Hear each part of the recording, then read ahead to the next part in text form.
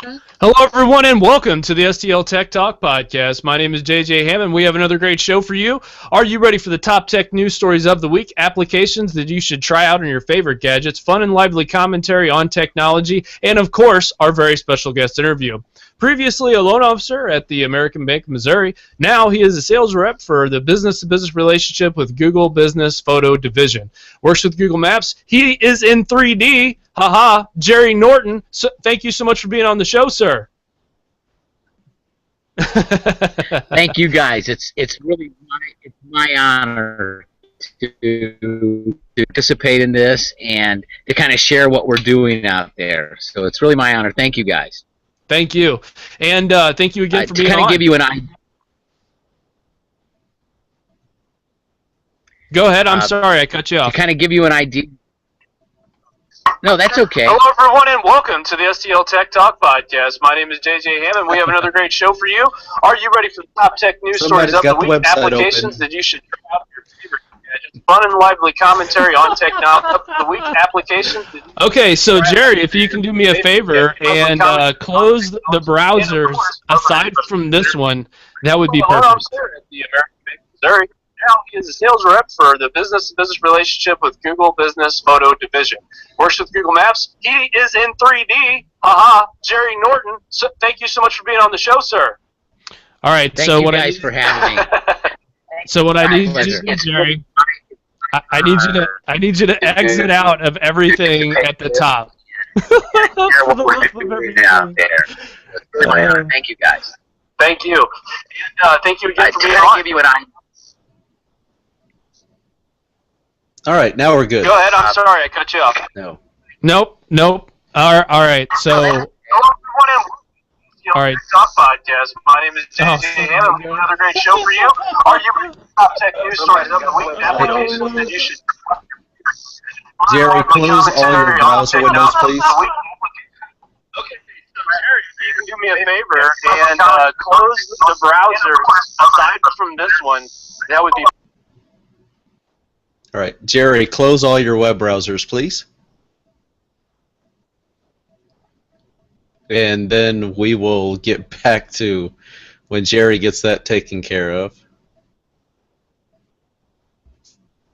So now we're going to be joined, and Jerry's going to talk about a little bit about Google Mapping for Business, where you map inside, we're talking about like Street View, but this is actually going to take us inside these buildings. So we're going to be able to see all the good things that his business does. It's kind of funny, actually. See, I'm going to go ahead and unmute him and see if we get him back. All right, let's get this back up. All right, we good? I apologize. I had YouTube up over there on the other side. I apologize, and I had you on your YouTube side. All right, so we're good. Back to the story. All right. So bear with me just 1 second, Jerry. Let me go ahead and get through the rest of the introduction. Okay. Sorry about that, man. I had YouTube up. Hey, no worries. It would be one of those fluke events if everything went exactly according to plan every single time, right? So I am joined by my good friend, editor-in-chief of STLTechTalk.com, producer of Codecast by STL Tech Talk, co-creator of STLTechChic.com, which is a site here in St. Louis devoted to women in technology, the uncanny Kevin Harvell. Hello, Kevin. Hello, everybody, and thank you, Jerry, for joining us this evening. Looks like you're in a nice, relaxing environment out there. For sure. Yes. And just to let all of you know, the video will be a little bit discombobulated from everything else. Just a heads up to all those watching live. So yeah, it is a little nice. And Jerry, if it sounds like I'm interrupting you, it's only because there's a little bit of a delay from when we stop talking and you start talking. So just bear with us. So we'll stop for a little bit and we'll actually let you say something on the way back in, I promise.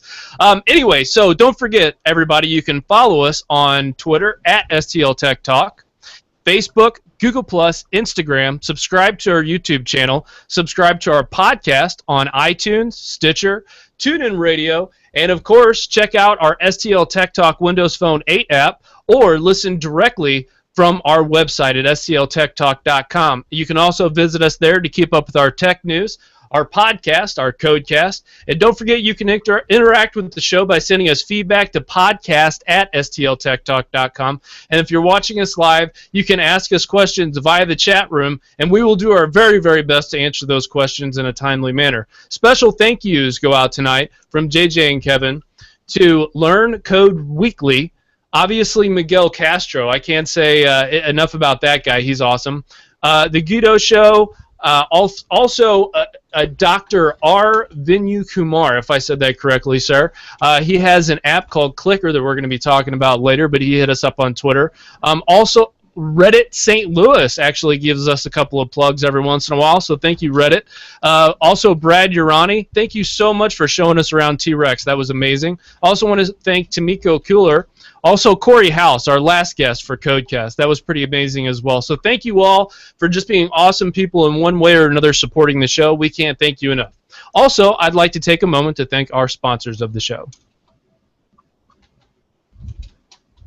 That would be Heartland Realty. Visit www.heartlandhomesrealty.com to see what kind of real estate you might be interested in. Contact them at 636-337-0600 for more information. So, without further ado, let's hop right into the reason we're all here tonight, of course, other than to see me and Kevin, is to see Jerry, our special guest. Hello, sir, and how are you doing this evening? I'm doing well, guys, and again, I apologize for having your YouTube station over on the other side. So, everyone, it's not their fault, it's my fault, okay?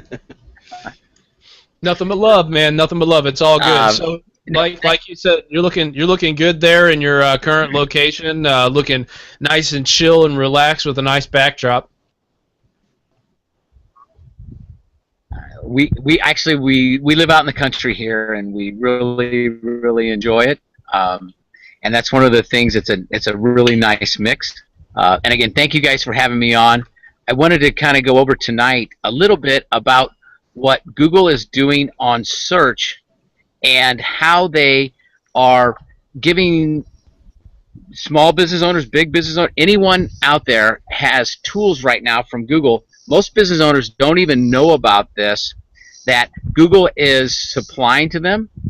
And I wanted to take a minute to talk about what we're doing on that side.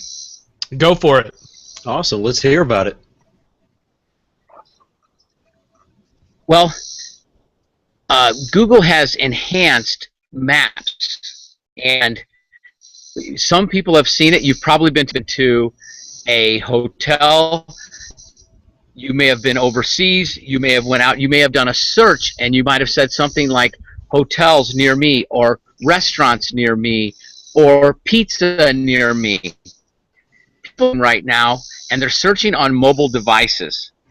Mobile devices have really whether that's a handheld or whether that is a tablet, those types of searches are starting to dominate. So, and they're doing what's called organic search. So, organic search is basically, if I'm a business owner out there, people are looking for what you do, your category, but they may not know your name of the business, but they may be looking, again, pizza, hotels near me, on those mobile devices. So Google has allowed folks to have what's called a knowledge graph and a Google My Business page. And they're two separate entities, if you will. Most folks kind of confuse them. But you have it's totally free, and it's called a Google My Business page. It was formerly Google Plus for business. So Google has taken that social Google Plus page and moved it over to Google My Business. And that just happened a couple weeks ago. So folks that have been Google Plusing, you still have that social site. It's still there. Still use it. Still communicate. Still put that real content out there, but it's going to be called a Google My Business page.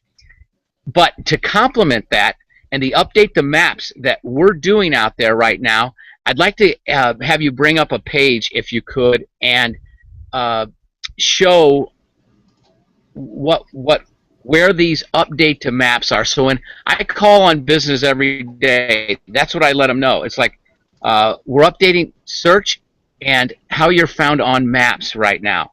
And this is something that Google has been doing since 2010, but now they've really ramped it up. So what you see out here right now is Worldwide Technologies. So Worldwide Technologies has just participated in updating their map. So when you see, when Kevin scrolled down to, we just did a general search, Worldwide Technology. Well, when we scroll over and we hit the Worldwide Technology that's in Maryland Heights, that knowledge graph that comes up. Right, so whenever people are like looking at my screen, I'm going ahead and showing, as you see, Worldwide Technology here, number 60, Weldon Parkway, Maryland Heights, Missouri. That's the location that we're going to be looking at. And Jerry, I'll go ahead and let you kind of tell people what they're going to see on the side here. Okay, so on a PC, you will see this knowledge graph comes up on the right-hand side. On your phone or any type of handheld, it will come up on top. But again, this knowledge graph is all the digital relevance that Google knows about you. So this is any of you, when people talk about real content, your Facebook, your Twitter, your Pinterest, your website, quality of website, all these things, the real content, reviews, you're feeding Google to create this knowledge graph. And it's also how long have I been around. So when that comes up, now this is the update to maps. So Kevin, if you just want to pop on see inside, now so this is what, if you pop on that knowledge graph, I'm sorry, go ahead. Yeah, so I'll just go ahead and just explain scroll what up people and might pop be on seeing. see. They have see photos. You got a little map icon showing the location on Google Maps, and then underneath there you have the see inside. You have the title of the business, the name of the business, a button for directions, their address, phone number, Google reviews, and more reviews. Like for this example, it's Facebook, Yahoo, Rank Insider, and webcompanyinfo.com. So like Jerry said, we'll go ahead and click the see inside button, and that will take us inside Worldwide Technology Incorporated. So in this case, Worldwide Technologies wants to showcase their Advanced Technology Center. They have a story to tell. Any restaurant, any business that wants to let folks see inside before they get there, this is the exact technology. If you've ever used Google Street View, you can use this. So you're given areas where you can point, you can click, you can turn around, but you can actually tour this facility. And in this case, as we go far, you can turn, and as we go farther in, as you point and click, we go into what they consider their Maserati of servers, where businesses come out and try out different types of products on racks and racks and racks of servers. That's what they wanted to show. Yeah, so in this example, I don't know, you might want to go over to... It has me standing inside the lobby over here. You can kind of see on the left there's a whole bunch of coffee for visitors. One area that we already passed with kind of like a bunch of canned soda and coolers and stuff back on the right. We got the receptionist desk here on the left. And you can just go ahead and click through it. It takes you right inside the Worldwide Technology boardroom, kind of like a conference room in a way where you can give demonstrations and seminars right here with a nice big screen, and I'm sure there's projectors and looks like really comfortable chairs there, Jerry. No, they are actually. While we were doing the tour, I had to sit in a couple of them while we were doing that. And you can also, if you look at the control on the right hand, there you go. Yeah, you can control that. If you click, you can rotate them that way. And if you continue to do that, it'll take us back out of that room. Or you can left click on the screen and you can drag and pull. Ah, I see what you mean. So if you left click on that screen, yeah, so you can left click and drag and pull. So it's however you want to navigate. And you also notice below that that compass, there is a scroll in and scroll out. So if you want to zoom in on something. So now as you're starting to navigate your way around this, you can, and wherever you see an X out in front of you, there you go, you can scroll in. You can take, that leads you to what's called the next pano, or the next panoramic move. Oh, so yeah, when you can go with outside. that little arrow that's and inside, yeah, that's right. This goes anywhere that tour itself, and you can just go back. You might have clicked. There you go. Yeah, I'm back inside now. But if you click one more out of there, if you scroll to the right just a little bit, so if you point and click to the right, if you scroll to the right, let's see just grab the screen and then there you go. If you just grab the screen and then pull yourself, like if you were going to turn to the right. Okay. And now you're going back out the door, and that's okay. It's just when you that will actually go into a control room where there are, and this actually takes you out in front of the building. Yeah. That's kind of neat. Just takes you right outside. And sometimes Google will actually tie you into Street View if it's convenient. So just know, if you are very close to a street and it's convenient, Google will literally tie you into Street View. So when you're taking Street View, you will see an arrow that goes right into a business. It's not always, and if they update Street View, you might have been tied in at one time, but then you may not. But that's Google's prerogative. But where you're going right now, that Google always starts you just inside the door of a business. So folks that are out there, you can see where if I was a business owner, and again, we do lots of restaurants, but we do daycare centers, we do car dealerships, we do chiropractors, children's dentistry, anyone who might want to show what their business is like on search before someone gets there, they can do that. So there's reasons. I was in a granite store today that we're doing. Some of their competitors just have small shops. They are huge. So it can be for legitimacy. Again, it can be for a parent wanting to see where they're taking their child. It can be where you're going out to have dinner tonight. So this is one small step in what Google is doing, and to also enhance your search engine optimization. As we all know out there, there's no magic bullet to be found on search. It's a culmination of things in the algorithms of search. But when I've updated my maps, I have updated my Google My Business page. I'm participating with Google with real content. These are things that will help you be found and will help you create relevance on search.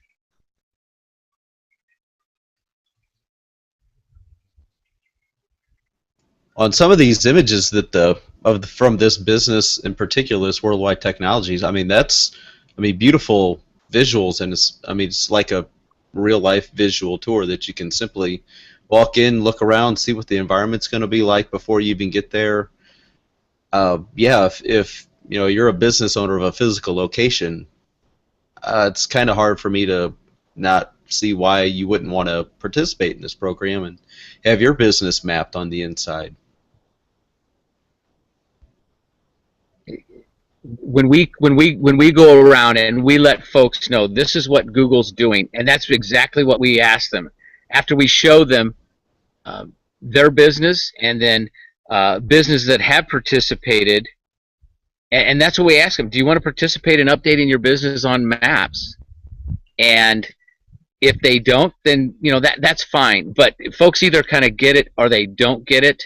And one of the things that we do that's a little bit different is that we make sure that when this gets uploaded to the business owner has to know when this is shot, it's edited by Google, It goes through quality control. It has to meet the business view guidelines, and then it's uploaded on your page. They don't have to do anything, but we come back in, we talk to them about how to claim their Google My Business page, and then how to use this tour, whether it's for social media, put it on your website. All you have to do is copy and paste that HTML from Google Maps, and then any administrator can plug that tour into their website, and however they want to do it.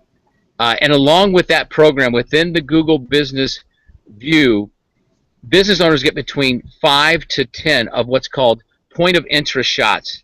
And these are high definition shots of your business that, in addition to the tour, that they're given to use. They're stills, but they're also given those to use, and that's part of the program. So those are also very handy to use for any of your social media, any publications that you're doing that are done by a professional. And these photographers that do this are called. Yeah. So for a business, if I was a business owner, I mean, we don't have to like get into exact numbers here, but what kind of a range of pricing is a company looking at from kind of like just a general low end, I mean, to a general high end? I mean, just estimate some numbers just to give us an idea of how much something like this would cost a business. And that's a great question, Kevin. I'm glad you asked. You saw as we moved around, each one of those is a pano. So a minimum shoot is around $500. That's to get inside, and that's a one-time cost so there's no residual. Google hosts this, they engineer this, they upload this forever for free. The business owner only pays a one-time cost of the photographer. So a minimum shoot's around $500. Our most common shoot, which is between that 10 to 20 pano, is right in that $750 is probably the average cost of a shoot that's out there that we're finding, that to tell that business owner's story, if you will. And that's the thing we want to let them know, is that we're telling your story. You show us what you want folks to see, and then we showcase your business and come in and shoot it. So that's kind of the sweet spot, is that 10 to 20 moves, 15 moves is really what we find. We can usually tell most restaurants what we're trying to do out there. Okay, so just another question that just popped into my mind. Say a business does this one time initially, and then 5 to 10 years down the road they go through like a 100% remodel where they do a redesign of the restaurant, for example, like you just mentioned. What is there like a discount, just kind of like an update, price reduction, or is it just, would it be another $750 or just whatever the initial price was? And that's a question that we hear a lot. If someone's moving and it's within a year, we will discount that next shoot. But after that, it is the full charge. So if you're moving or you're going to do a remodel, we like to let folks know, I'd rather start now to be found, to build that relevance and get that going. And then if you're going to do it within a year, we'll give you a break on the price. But if it's like car dealerships, models change. For the price of this, they should probably do it every year. But if there's not a serious model change, then wait a couple years. But basically within 12 months, we'll give someone a discount on a shoot to do it again. Okay. So, if business owners that hear this are interested in doing this for their business, how can they get a hold of you or the company that you work for, that you represent, in order to get something like this set up for themselves? Well, they can email me at jerrynorton360@gmail.com, or they can call my cell phone at 636-346-3682. And I'll be glad to just look at their business and kind of walk that out for them, or walk a tour out. There's no charge for us to come by kind of show them what it would be, and then give them a little bit more detail. We do this in front of Chamber of Commerce. We do it in BNI groups. I've been asked to speak at a lot of those. So if someone has any questions, first and foremost, there's no charge for us to come out. Also, while we're there, we're going to look at your Google My Business page. We're going to look at how you show up on maps and how you show up on organic search, and just kind of give you an idea. Again, there's no one tool. There's no one magic bullet. This is just part of letting Google know that I'm participating, and I'm enhancing who's Google's customer, the search customer. So even on AdWords, when Google doesn't necessarily put you, if I can bid all I want for an AdWord, but if I have a not so pleasant experience for their search customer, I probably will not win that bidding war on AdWord. Same thing on search. If you have a very good place for Google search customer to land, they're gonna show you. So when I enhance my maps and I'm participating in my Google My Business, that's going to help you. Nice. Just don't be surprised now, because we're heard in over 35 different countries. You get a phone call from France or Japan or Sweden, and you might have to fly overseas to go do one of these gigs. Well, I don't know if you guys have had a start to a show. You're sitting there, and I didn't know it was live also, so please, folks, that was on me. That's all right. So I don't know if you had a start to a show like somebody was. So anyway, I thank you guys for taking the time. If anyone has any questions, you guys are great. This show is so Google. It is so cool. It was my honor to be on here. Let us know if you have any questions, okay? Thank you, guys. It was a pleasure meeting you the other night, too. Yeah. Hopefully we'll run into you here soon at Unidev, maybe at a future Speaker Series event. Yeah, I'll be there Thursday. Awesome. All right. We'll see you then. All right. Thank you, Jerry Norton, everybody. All right. Thanks again, guys. All right. Bye.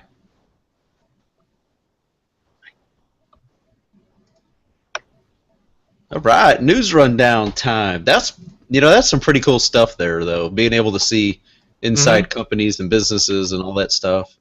Oh, I wholeheartedly agree, Kevin.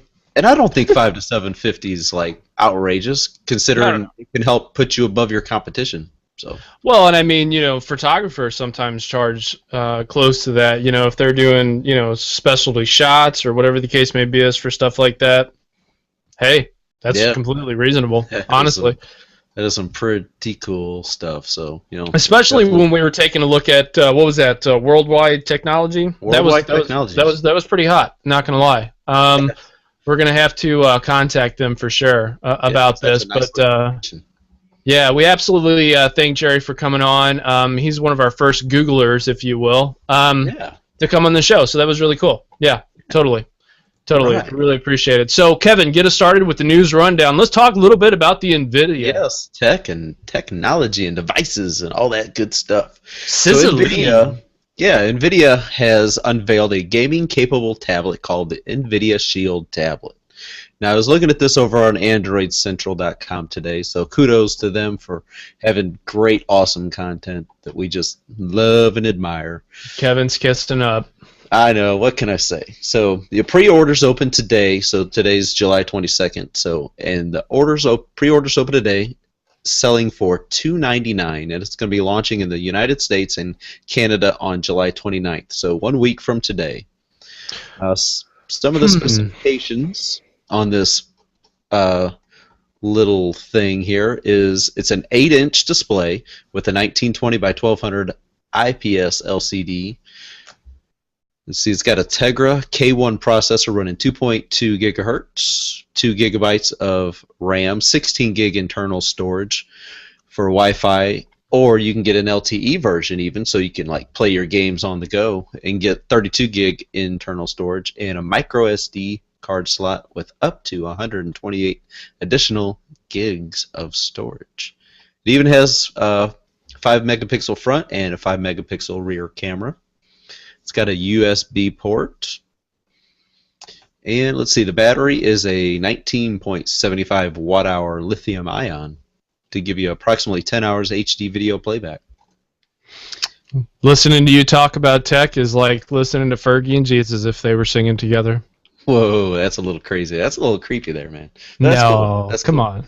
Anyone who's seen Step Brothers understands what I'm saying. No, true. I think this device is coming in, right at like that $299. It's a pretty alright price point. Now, I don't think that I'll be the first one in line for this machine. I don't know a lot of people who are. It's kind of an interesting device, to say the least, because I only bring this up because there are other options besides this one. Yeah, I mean, I haven't really checked. But I mean, this is to be paired up kind of with the NVIDIA Shield gaming controller that came out last year, but it had a built-in screen that flipped up and like an all-in-one unit. So I mean, this is kind of, there's another controller called the Shield wireless controller, and of course the Shield tablet cover, some more accessories and stuff. So it's kind of interesting that NVIDIA is putting a lot of money into this mobile gaming platform. It's got a pair of stereo speakers on the front bezels, but you can also plug in headphones, of course, to play and not disturb people in your environment, your surroundings. So yeah, maybe. No, go ahead. Maybe we'll contact NVIDIA and say, hey, we would like to sample this and take it for a spin. How's my audio on your end? Your audio sounds great, JJ. Fantastic. Yeah. Like Fergie and Jesus. No, PC streaming. So when we had Scott Hanselman on, we were talking about the NVIDIA Shield and being able to stream content throughout the house. So you'll be able to stream PC games from anywhere. When you're, he was talking about if you're, on your treadmill going for a run or whatever the case may be or a walk or whatever, you can, play games and that sort of thing. So that was pretty cool. Also, Twitch and NVIDIA Shadowplay first to feature Twitch, which is the leading platform for the community of gamers, stuff like that. So that was kind of neat. Just some other cool stuff around NVIDIA. I like NVIDIA's stuff. I wish it would stop telling me that my screen's crashed on certain devices. It's kind of weird. But the devices themselves are made really well. I'm not disappointed in them when they are made. And I think that the 1920 by 1200 resolution is pretty nice for an 8-inch display. Yeah, that's a good resolution. That's a decent resolution. I'm a little surprised they didn't go a little higher, to be quite honest, just for future proofing. If you know what I mean by that, I mean, these devices, they come out so fast and that sort of thing, and not a lot of people have a lot of money, so I would say that this is one of those. I don't know. It's a very niche device. Very niche. But then so was the Shield. I wonder if this is just a play for them just to stay in the game. That's what it kind of feels like to me. But I mean, if they're trying to carve out their own viable ecosystem, right on. Yeah, I'm not going to be the one that holds them back. That's for sure, because I have that sort of power. So I like this, Kevin. It's a pretty nice looking device. So let's go ahead and move on to the next story, which is mine, and I am working on finding it now in the list of crazy things here. Kindle. Let's not say that there are just 3 ecosystems here, because obviously Amazon, if we were considering ecosystems, this would be a good contender to be another one, because they are coming out with multiple devices. They have their own phone now. They have their own tablet. They have their own TV set-top box type thing going on. They obviously have music, and they have videos, and they have rental services, and they're the Walmart of the internet, if you will. So this is a Fire phone. And yeah, I said Fire phone. Oh, I didn't say Fire. I said they have a phone. Yes. Also. So what they're coming up with is the Kindle Unlimited for $10 a month, which gives subscribers access to as much as 600,000 books that they can read.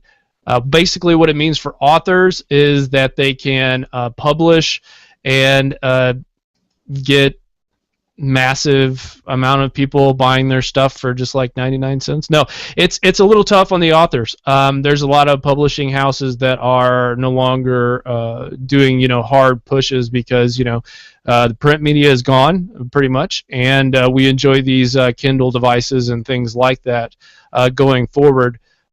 So this is some interesting news right here for sure. Kevin, I've always see these crazy looking animations in my feed, and it's of a book that sits there, and it's a book and a tablet, and they're talking smack on each other.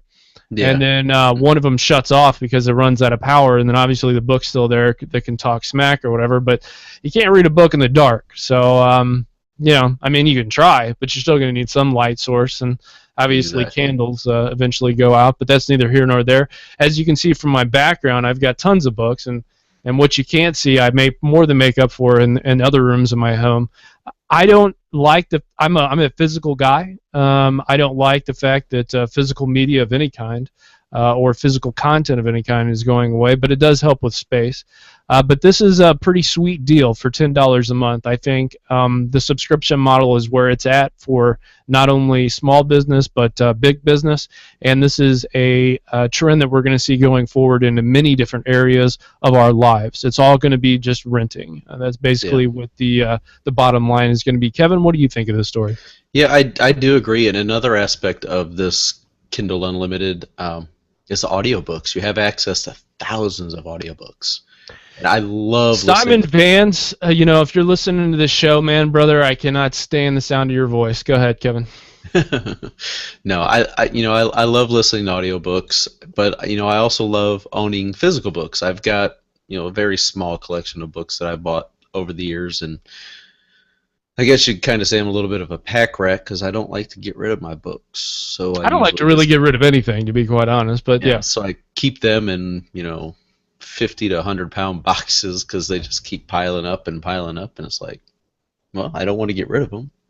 Right. Wait a minute.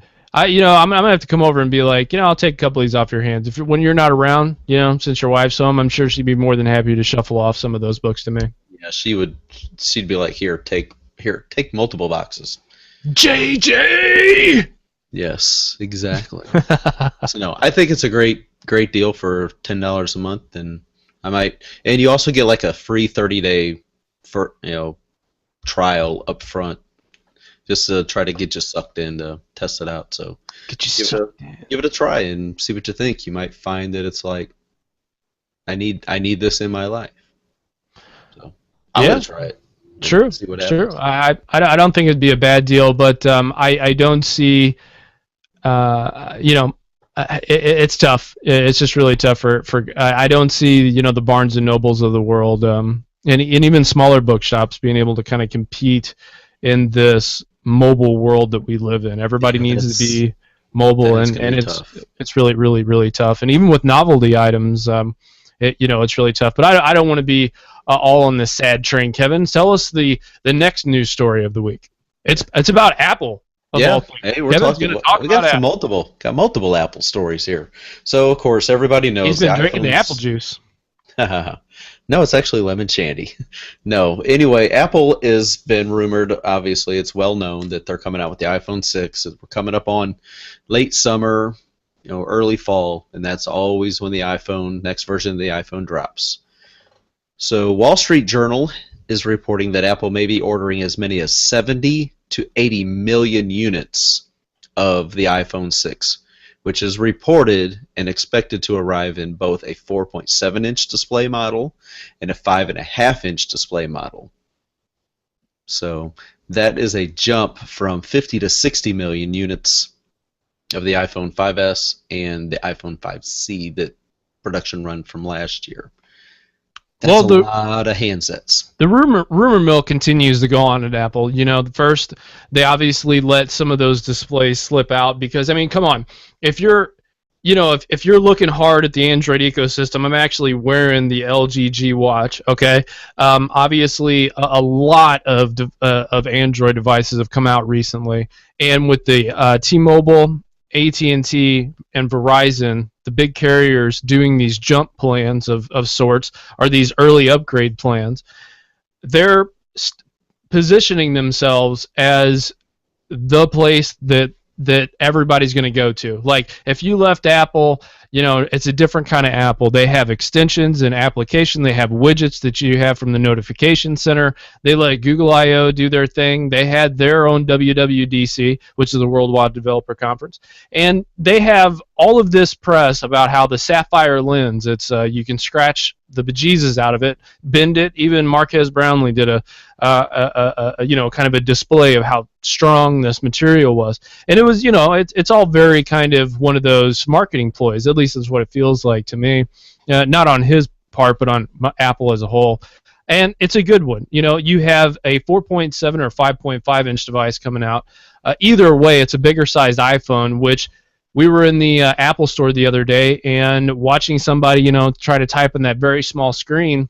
If they had that ability to have a bigger screen, that is the most, I would say, the biggest complaint that comes from the Apple side is I can't stand the size of the screen. That's why they have an Apple iPad, and that's why they have an iPhone, is because they just cannot stand the size of the iPhone. So, without cannibalizing the iPad sales, obviously they wanted to get rid of some inventory, and this is where I'm going. The direction of this conversation pretty much leads to everything pointed to a win, because as long as they set back, they let everybody do their thing. Now they're going to come out with a bigger screen device right in time for everybody to jump to the new device 6 months later, obviously, and when it probably comes out. And they got a huge day from Wall Street, because not only did they sell more than they expected to sell, but they look like they're positioned to sell even more, because they're even ordering even more. And there's a large crowd of people who are like, you know what, I gave the Google a try, the whole thing, now I'm ready to come back because of the bigger display.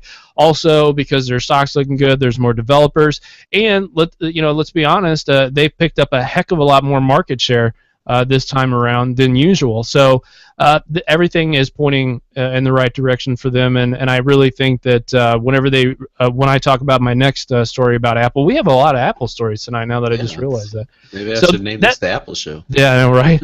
It's definitely an area that we don't cover enough, not nearly, and it's kind of weird that we're talking about it with Alejandro not around. It's kind of it's one of those moments, but so that's what my thought is on all this story. What it means to you guys is we can see a lot more apps, a lot more devices in the hands of consumers this holiday season from Apple, for sure. All right. Yes, just real quick, just before you move on to your next story, talking about the Sapphire glass, I think it's great. I think all device manufacturers need to have that on their devices. Apple, it's well known. There's shops everywhere. There's kiosks in malls wanting to repair your iPhone. They always say iPhone repair. Why? Because the glass shatters. It just splinters. Yeah, what was there? Two different screen repair places up at the mall we were at, and almost all of them were iPhone screens that needed replaced. Yeah, that's what they advertise, because Apple's got such a large market share of iPhone devices, but everyone, you see, especially with teenagers and young adults, their screen is just shattered, destroyed, or the back, if they're still on a 4S, before they went with the 5 and the 5S models, where it's not glass on the back. The glass shatters, so kudos for Apple for coming out with Sapphire glass. Yep. Very interesting stuff. Very interesting stuff. And I am, sir. All right. So why people should care about St. Louis? Well, they should care because we're a huge town, and we like to talk about all things tech. And where we like to talk about it is right here on the STL Tech Talk show. So please go to STLTechTalk.com for all of our information right this second. After you do that, and while you're listening to us in this different browser window, let's talk a little bit about the crowdsource called Elastic. Am I saying that right? Yeah, Workforce. Basically what it is it's a crowdsource outsources projects to an online community of workers. The company has more than 30,000 dedicated and trusted workers out of a total 500,000 available workers. Most of them live in the United States. So this is kind of interesting. It's basically like, if you need a job or whatever the case may be you could probably go to this place and, pick up some job on the side, whatever. But if you need a job done, this is a location where people will bid for jobs. So this is pretty interesting stuff. The CEO was just recently in town to talk about all of this information. So I'll go to our show notes to check this kind of stuff out. The reason why I threw this in here is because a little bit of local news, just because they were in town and that sort of thing. But it also helps kind of push the fact that I wanted to talk a little bit about T-Rex as well. We were there on Friday, and it was a labyrinth. It's a ginormous building, and thank God Brad Urani was there to show us around. He did a phenomenal job. So thanks, kudos to you. I'll give you another plug 1,000,000 times over, sir, because you were awesome. He took us over to 3 floors that we were checking out up there, and it was solid. Yeah, it was really solid. I was really excited to check out all the different companies that were up there, and all the people that we met while we were there. It was very cool stuff. So if you have a chance, go check them out. It's T-Rex downtown in St. Louis. Go ahead, Kevin. You're up with the next news story, sir. All right, so the next thing that I want to talk about is from the Biz Journal. We've talked numerous times in the past about Lyft and how the Taxi Cab Commission here in St. Louis is just being real resistant to change. We're in 2014. Technology is huge. St. Louis is growing as a technology environment here in St. Louis. And of course, all the other major metropolitan areas, not all of them, but most of them, have access to services like Uber and Lyft. Well, today, the Taxi Cab Commission changes are paving the way for Uber to enter St. Louis.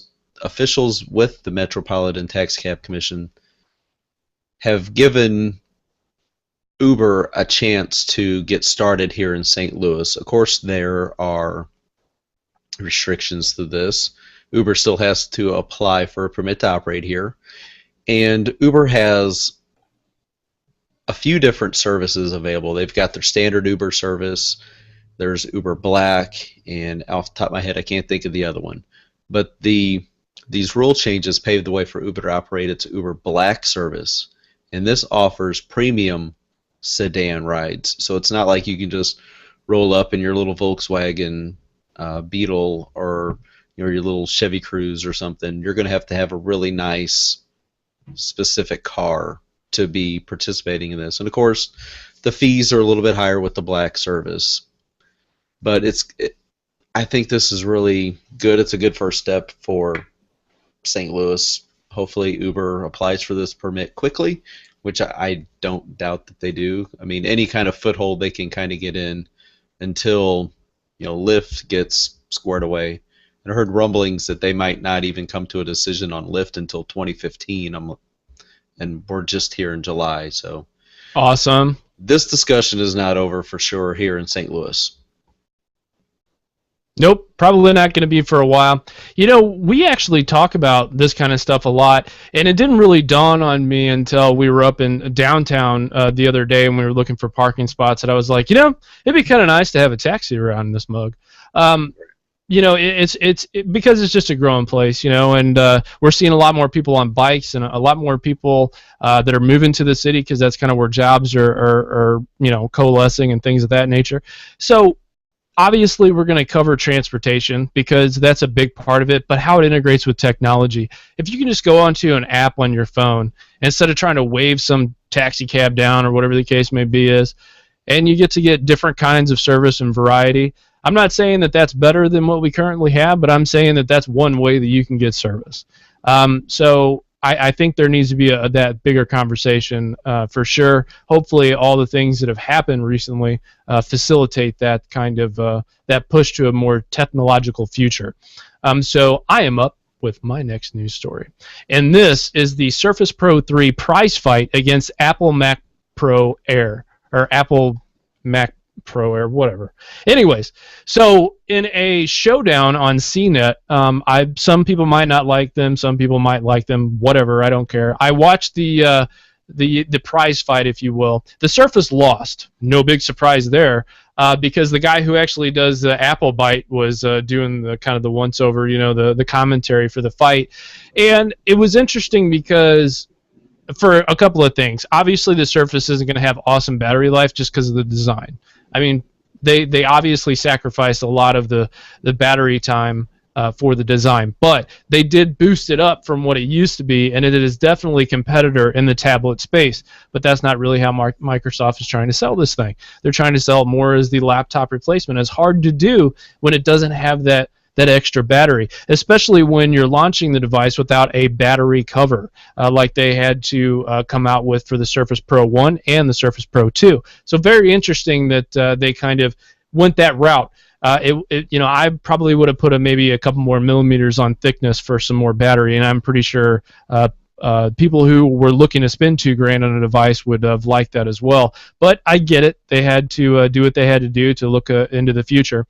And the surface loss, like I said, I'm not sure that if the guys who judged it really thought about its versatility, because they didn't talk almost at all about the hinge and the fact that you can work in Photoshop pretty much, as if it's right on, a really nice angle, and the fact that it's got a touch screen, then it's really future focused as opposed to not having kind of that touch screen, and it has a way better display. I mean, frankly, the display on the Surface Pro 3, no one can tell me that it's up there in my eyes with the the IMAX, and it's gorgeous. I mean, the colors are amazing, and the responsiveness, fantastic.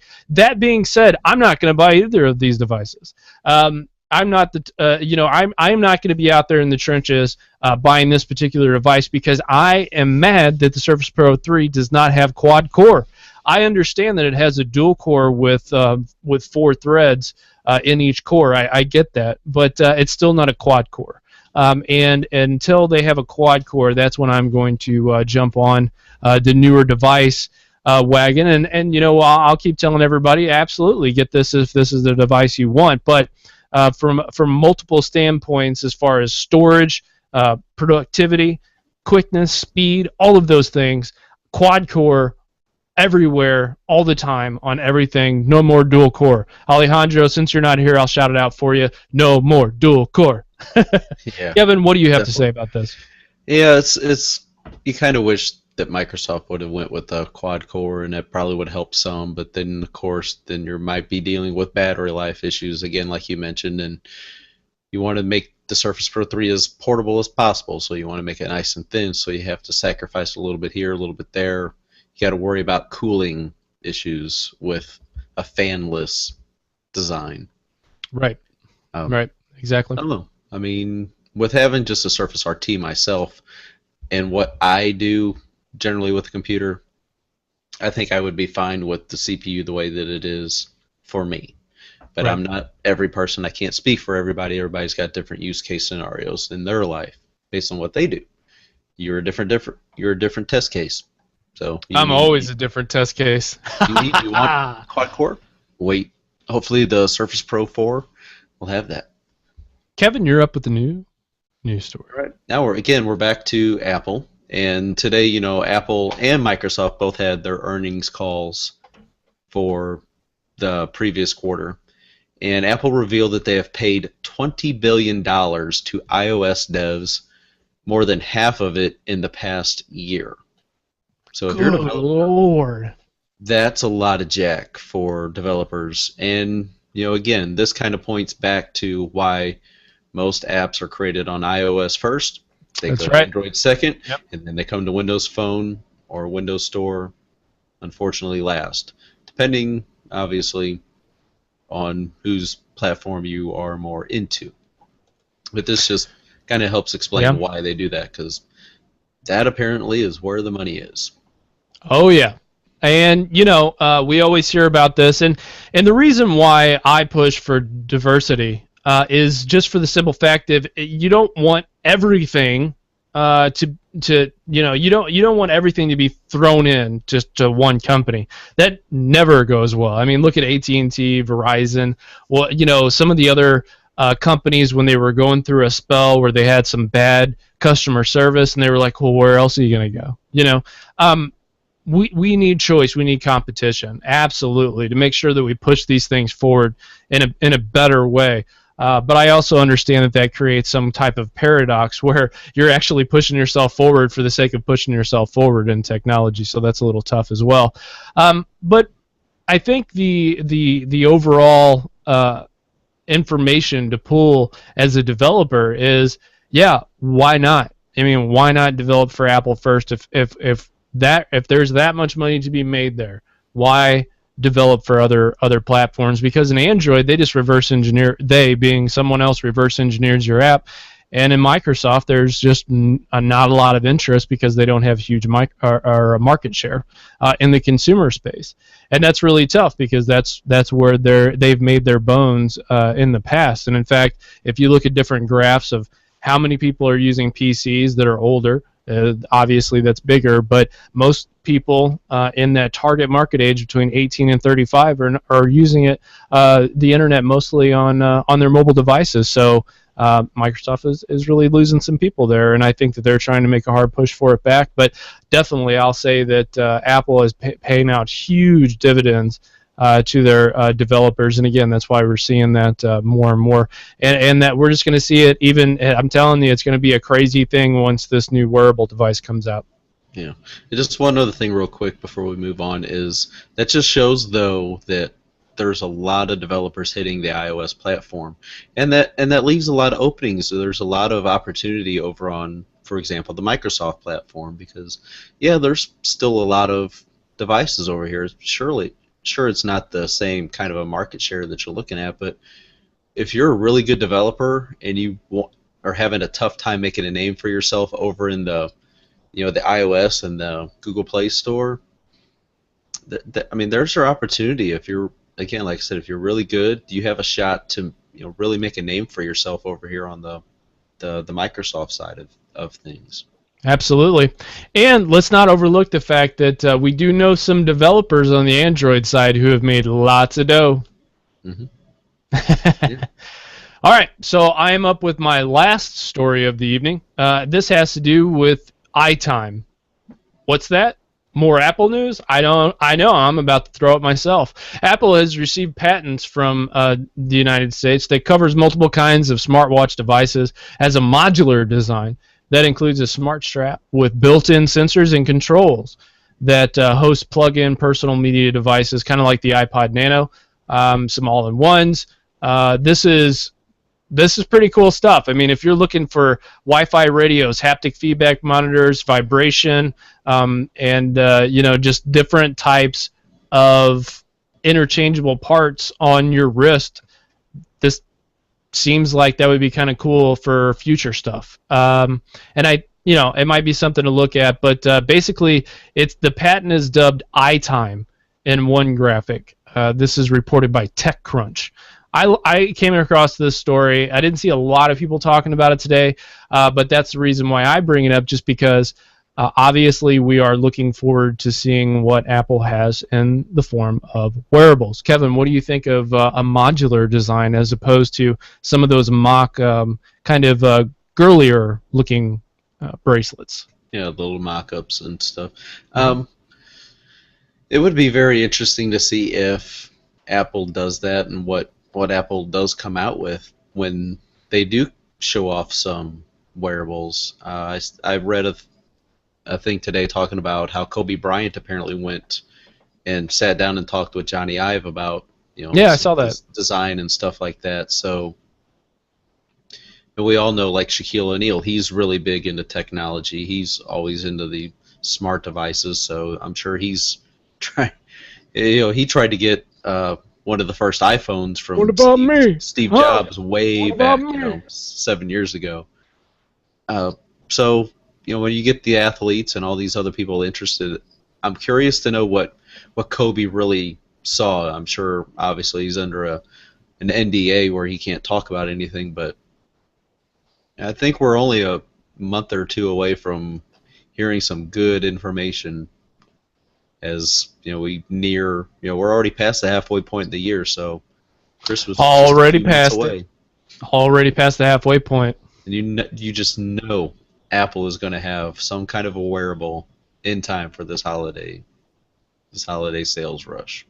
Absolutely, it's going to be crazy for sure. I think and we're just going to say, they've done a good job. I was kind of curious to see how Apple was going to weather the storm, if you will. There was going of all the competitors and stuff. But man, we were talking about it today. My brother and I were talking about Apple devices because we have a Mac Mini for the business now, and he was working on his MacBook, I want to say, or something like that. I don't know. It's a laptop. Doesn't matter. Anyway, so he was working on it, and they're gorgeous and they're reliable. They might not be customizable like how some people want, but man, you can't really mess them up too much. And that's kind of the nice thing about the Apple ecosystem. They're like, you can always come back home, for a price though. Your soul. No. Yeah, it's going to be good at whatever it does. I'm pretty sure of that, regardless. Yeah, sometimes they shoo away functionality over the prettiness of it, but whatever. But let's get into the last news story of the evening, and this is Microsoft earning news. This is good and bad for some reason. I don't know why, but so the stock market is a fecal creature. Yeah. So, I mean, they mentioned that the Surface fickle creature, not fecal. Jesus. This show is a dumpster fire if I've ever seen one. Go ahead. Yeah, the earnings was a little bit lower on the Microsoft side when it came to the Surface line. But that was kind of to be expected because even with the Surface Pro 3 launch, it's tough to really factor that in as much because not all versions of the Surface Pro 3 were available. Right. There's a lot of people that were sitting there waiting for the specific i7 or waiting for a specific configuration before they drop their very hard-earned money down on one of these new devices. Absolutely. So it was a surprise, but it wasn't a surprise that it was lower than it was last year. And then I also saw some rumblings about, they kind of mentioned that the Surface Mini may have officially, unofficially been killed off. No confirmation per se, but people are kind of trying to read between the lines and say that Microsoft said that the Surface Pro or Surface Mini has been killed off and that we might not see it. Again, that just remains to be seen. We'll just have to see what they do. Just to pour more bad news on top of news. The Rays just whooped the Cardinals 6-1. Yeah. It's one of those nights, fellas. It's one of those, ladies and gentlemen, it's one of those nights. Anyways, this is interesting to me in a couple of different ways. One of them is, I said this at our Windows Phone Meetup group, and I'll say it again. I feel as though they're making decisions at Microsoft for products that are going to make money because they realize that they're in a bad spot right now for the future. So they have got to put all their focus on things that are going to make money. I don't see an 8-inch tablet making money because their thing is productivity. And as much as I love my Surface Pro, I would love a bigger screen like the Surface Pro 3. So if you want to give one away, I'm right here, and I will take it. So the devices on the 8-inch side, I've messed around with enough of them to know you can't get a lot of work done, and it's just not where Windows feels at home. That being said, I definitely believe that their hardware partners, the OEMs like Dell, like Asus, and things of that nature, should continue to make those kinds of devices to keep those low-end price points beating out some of the Android tablets for market share and for competition. We have the lower-end stuff. We're not partisan here, so we just want to see a bunch of different variety of devices out there again. But it is interesting to see that Surface did have some revenue. That was really cool. $409 million, driven by second-generation devices and the introduction of the Surface Pro 3. Very cool stuff. Yep, I agree. Also, the Xbox sold. They sold 1.1 million Xbox consoles. That was pretty good. That was a pretty good number. Not saying that it's better than everybody else's, but it's still a pretty good number. So their stock actually went down a little bit because I believe their revenues were high, but their income wasn't as high. And I think a lot of that had to do with the Nokia deal. But can you believe this, Kevin, that they actually made money off Nokia X? Yeah, that's kind of hard to believe. I know it's nuts. It's just like, okay. Especially considering that the phone really wasn't available for sale in the United States. It was an overseas phone. Yeah, that was interesting, but it just kind of goes to show that there is, for the lower end market, there's a place. There's a huge demand for Microsoft There's a huge Windows demand. phones. And let's just throw that out there. What were you thinking not putting a front-facing camera on the Lumia 635? I mean, come on. I mean, that's just like one of those, duh. You know. 2014. It's 2014. That's how we're going to go out of this show with a bang. So thank you all very much for your contributions, for listening to this show thus far. And we will have an excellent show tomorrow as well. We have Lee Brandt on Codecast tomorrow evening, so please tune in for that as well. Let's move on to our application picks of the week. Kevin, you were up, sir. All right. Now, I wrote a brief little post about this on the website, so people can kind of go over and check it out. It's Tweetium Beta. No, everyone, go over, check out our article, STLTechTalk.com. Do it now. For Windows Phone 8.1 devices. If anybody's familiar with the Windows 8 platform, on desktops, laptops, there's a store, apps. You can get apps for your computers, yes. And it has been available on the desktop for some time now. And they finally brought it over to Windows Phone. It's only available for Windows Phone 8.1 devices, so if you're running the preview for developers, hey, you're good to go.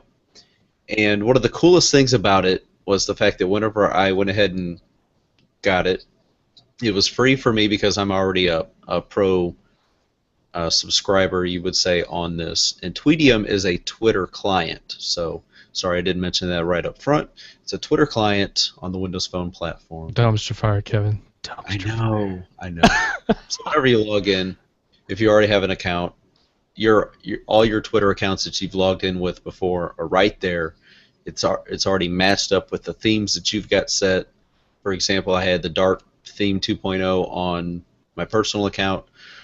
Our STLTechTalk Twitter account at STLTechTalk was set up for like a royal navy blue, and then another account I have was just regular, like a plain theme.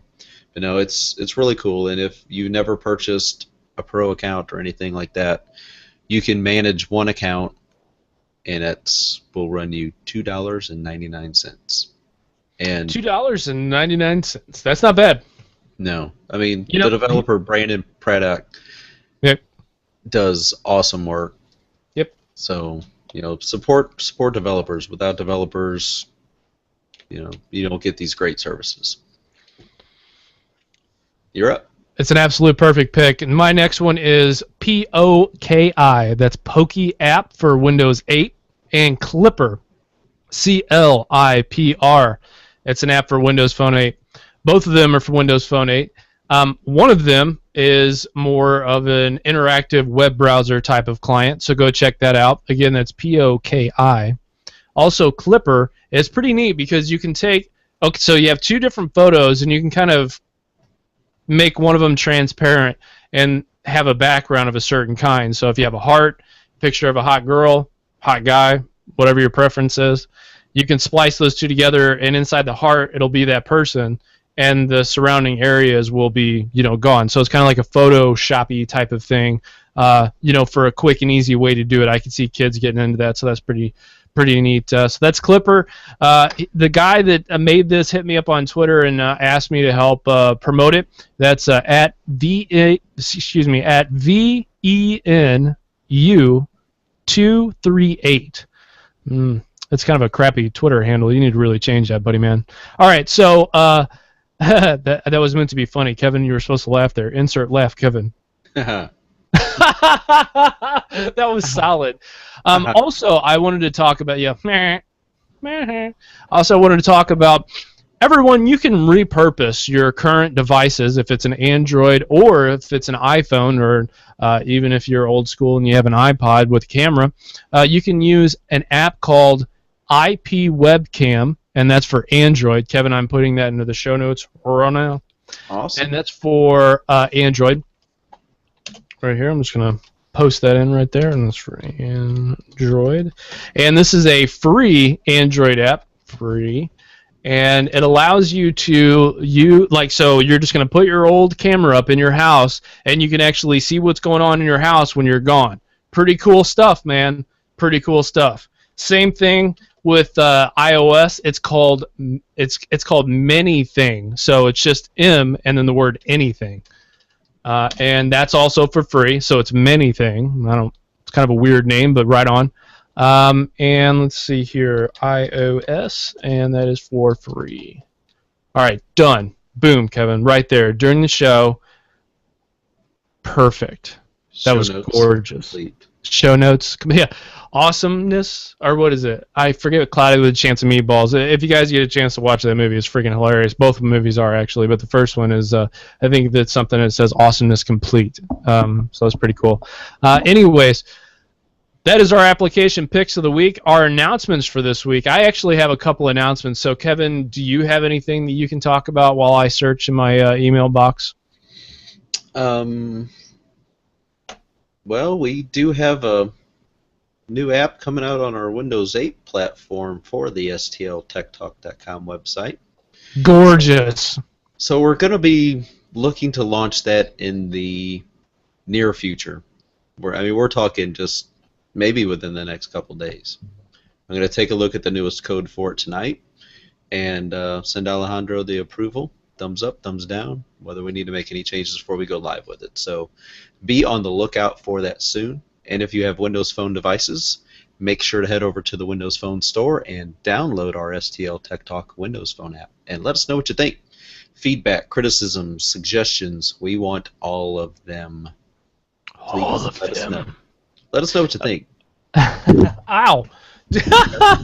I've got a new mic stand, everybody, and if I just blew your eardrums up, I apologize. But Kevin already has his hands or his work cut out for him on this editing of the show, anyways.